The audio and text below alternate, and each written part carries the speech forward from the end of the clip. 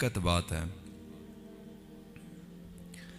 कि हमें जो चीज़ बग़ैर मेहनत के मिल जाए, जिसके ऊपर हमें मेहनत ना करनी पड़े, तगो-दौ ना करनी पड़े, भागना ना पड़े, बिला मेहनत बिला मुशक्क़त मिल जाए चीज़, उसकी हमें कदर नहीं होती। और जो चीज़ हमें मेहनत के साथ लेनी पड़े, मुशक्क़त के साथ लेनी पड़े, उसके लिए एक टाइम पीरियड गुजारना पड़े, तो उसकी हमें बड़ी कदर होती है। बियान ही इसी तरह माँ बाप हमें बग़ैर मेहनत के, बग़ैर मुशक्क़त के मिल जाते हैं, इसलिए हम उनकी कदर नहीं करते। और दूसरी ये कि बीवी जो है, बच्चे जो हैं, ये हमें मेहनत और मुशक्क़त से मिलते हैं। मतलब अगर हम कमाने वाले होंगे, हमारा अपना घर होगा, हमारे पास पैसा होगा, तभी जाकर हमारी शादी होनी है।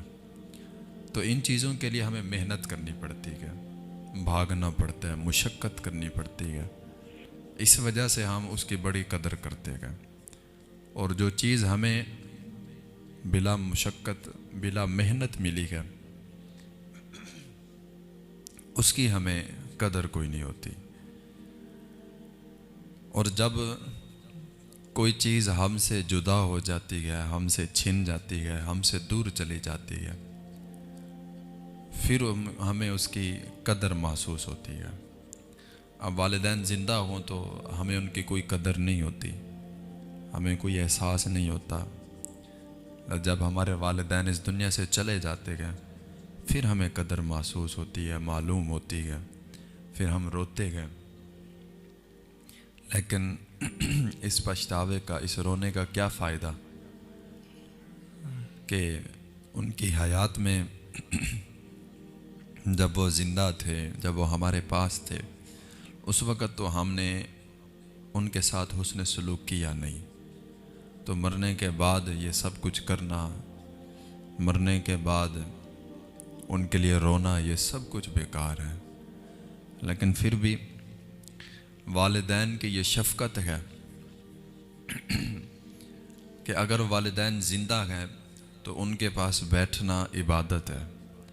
अगर वालिदैन इस दुनिया से पर्दा कर गए तो उनकी कब्र पर जाकर उनकी कब्र की ज़ियारत करना भी बाइस शफ़क़त और रहमत है।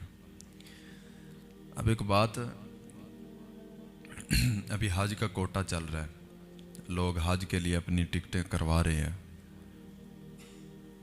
तो इसमें बहुत ज़्यादा खर्चा आता है हज के लिए।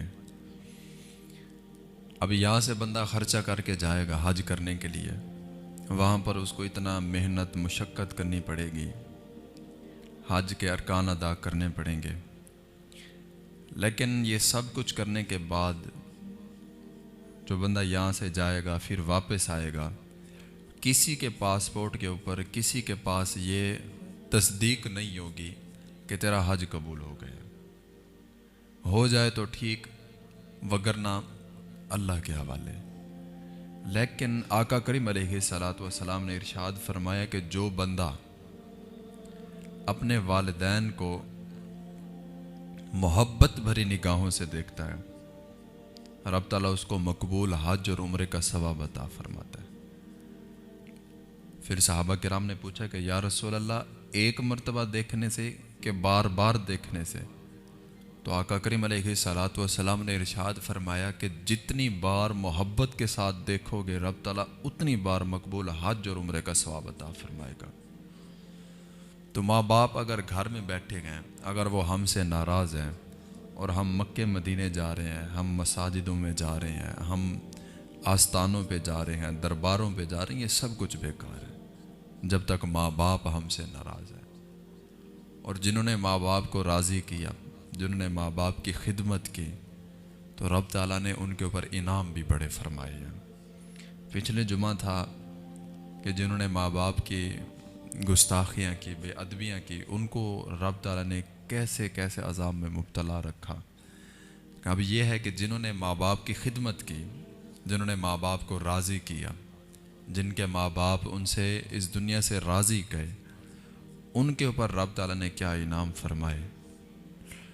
इससे बढ़कर और क्या हो सकता है कि आका करीम अलैहिस्सलातु वस्सलाम ने इरशाद फरमाया कि ऐ मेरे सहाबा, ऐसा होता कि मैं नमाज पढ़ा रहा होता और पीछे से मेरी वालिदा मुझे आवाज़ लगाती, बेटा मोहम्मद बात सुनना, तो मैं नमाज तोड़कर अपनी वालिदा की बात सुनने जाता। इससे बढ़कर माँ और बाप का मकाम क्या हो सकता है। और अगर माँ और बाप की कदर पूछनी है तो उनसे जाके पूछो जिनके पास ये नेमत नहीं है, जिनके पास माँ बाप नहीं है। उनसे जाके पूछे कि उनके रात और दिन कैसे गुजरते गए।